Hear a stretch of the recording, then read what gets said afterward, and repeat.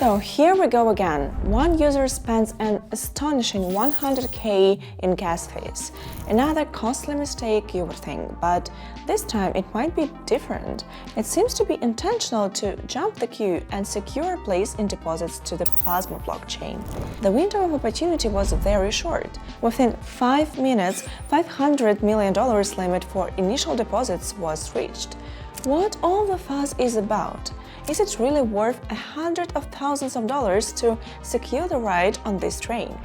My name is Anna, this is the Eye of Crypto channel, and today we will investigate what is known about this Plasma blockchain. But before we start, let me remind you that this video is by no means a financial recommendation.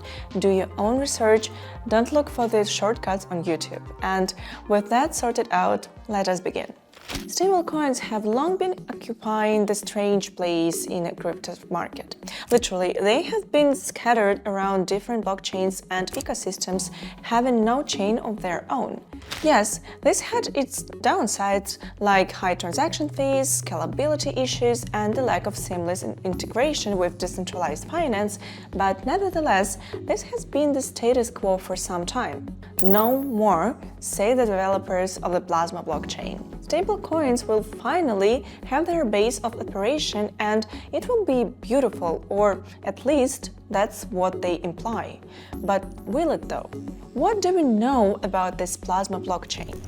Well, in short, Plasma is a new kind of blockchain built specifically for stablecoins. Unlike older blockchains like Ethereum or Bitcoin, designed before stablecoins even existed, Plasma has made with one goal in mind: to give stablecoins a proper home. Why does that matter? Well, stablecoins are huge. We're talking over $225 billion in total supply, with trillions of dollars moving around every month. But the current blockchains they run on have serious issues: high gas fees, failed transactions, centralization risks, and no features designed just for stablecoins. And that's where Plasma comes in. With deep ties to both Bitfinex and Tether, Plasma is designed from scratch to fix those problems. The team behind it includes former engineers from Apple and Microsoft, traders from Goldman Sachs, and researchers from Imperial College London. These people should know how to build systems that are fast, secure, and reliable. And under the hood, Plasma runs on something called Plasma BFT, a special consensus protocol inspired by fast hot stuff. What that means for users is fast transactions, near instant finality, and fewer failures. It's also fully Ethereum compatible. Thanks to its high-performance execution engine written in Rust, anything that works on Ethereum can run on Plasma, with no extra effort or changes to the code. But that's not all Plasma promises to deliver. The team has laid out a phased roadmap for how the blockchain will evolve. Though, as always in crypto, it's important to remember that these plans are subject to change. The first step is to launch a stable, EVM-compatible base with Plasma's custom consensus protocol, Plasma BFT. This allows smart contracts to run immediately, setting the stage for early investigations with stablecoin issuers and other key players. Next, Plasma plans to implement a native bridge that will periodically translate and anchor its blockchain state directly onto the Bitcoin network. This trust-minimized mechanism will enable secure cross-chain settlement and unlock Bitcoin liquidity for Plasma users. However, some are quite skeptical about that.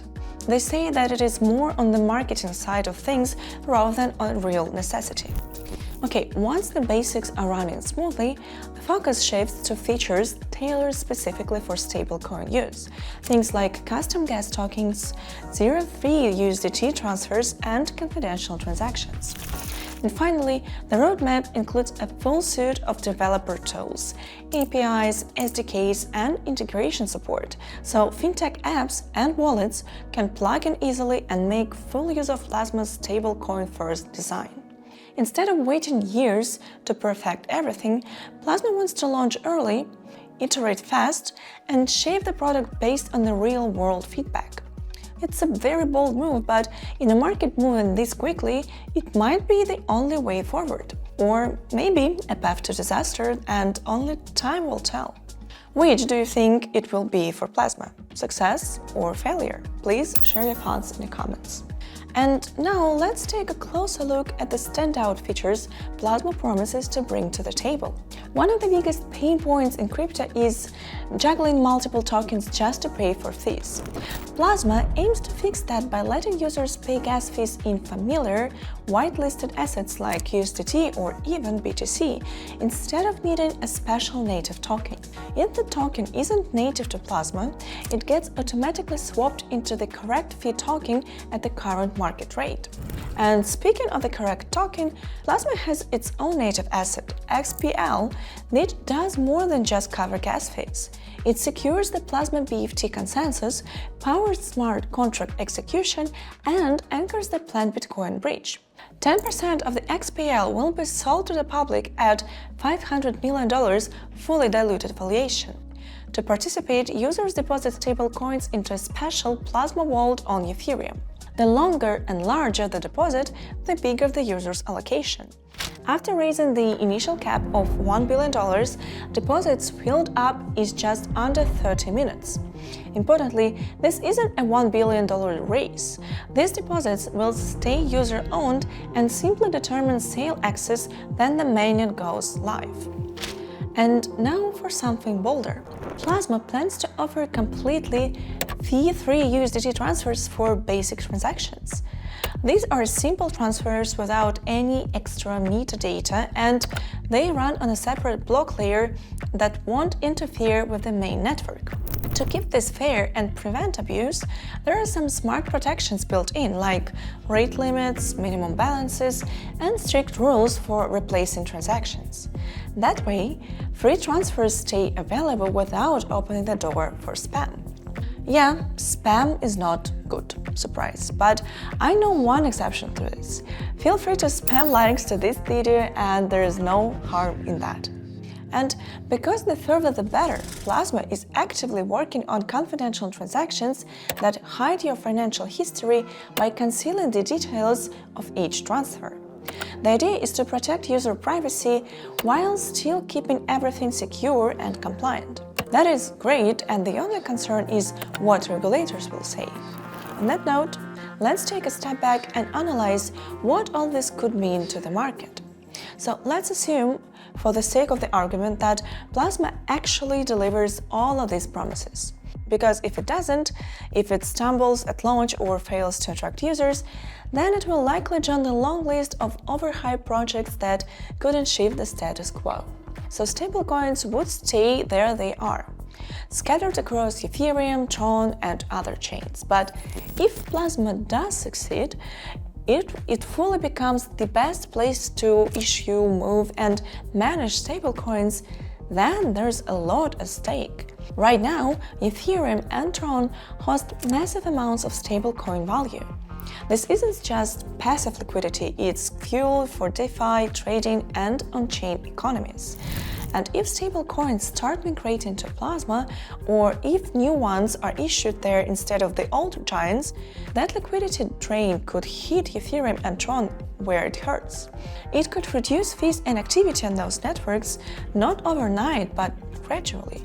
And this matters, especially for networks like Tron, which rely heavily on stablecoin volume to justify their usage. So, if you're holding ETH, TRX, or SOL, Plasma is worth watching. Liquidity moves fast, and it tends to go where it's treated best. If Plasma really becomes the home of stablecoins, other chains could feel it. And it has something for it. Plasma could unlock massive PayFi potential, serving as a backbone for on-chain payments, remittances, and financial services that combine speed, scale, and decentralization in a way a few chains currently can. And here's a broader implication. This could be the first real test of a chain designed not for general purpose use, but for very specific, high-value use case like stablecoins.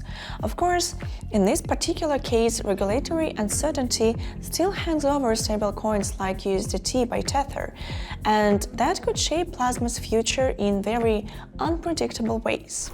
So, In short, plasma could either become a very niche experiment or a new center of gravity and a trendsetter in a blockchain industry. So that's all for today. Thank you for watching, and I'll see you in the next video.